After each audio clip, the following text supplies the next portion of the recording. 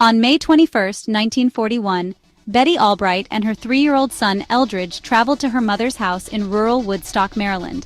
Betty had asked her mother if she would look after her son for the afternoon, so Betty could catch up on some much-needed sleep. They arrived at Betty's mother's house at about 1:30, and right away Betty went upstairs to take a nap. As for Eldridge and his grandmother, they went out in the backyard to play. If you were standing on her back porch looking out, it would be 250 meters of just open grass that butted up against this huge forest.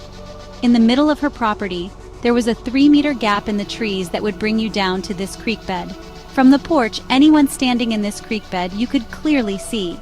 So Eldridge was allowed to play in the creek bed, along with his grandmother's 3 dogs, as his grandmother sat on the porch reading a book.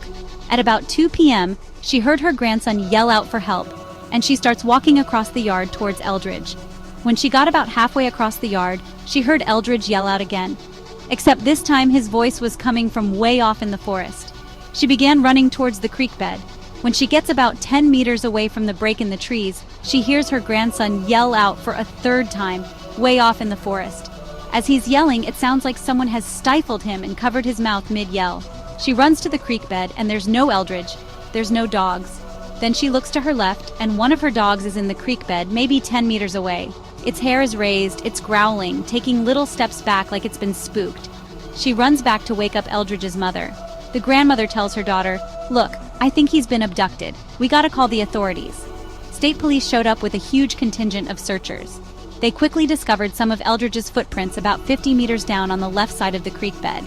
The next day, a search crew 4 miles away heard what sounded like a child whimpering. They found Eldridge tucked underneath a rocky overhang in a swamp clearing. When asked what happened, Eldridge appeared to not know this had even happened. Everyone involved believed someone or something abducted him. The other 2 dogs were never found.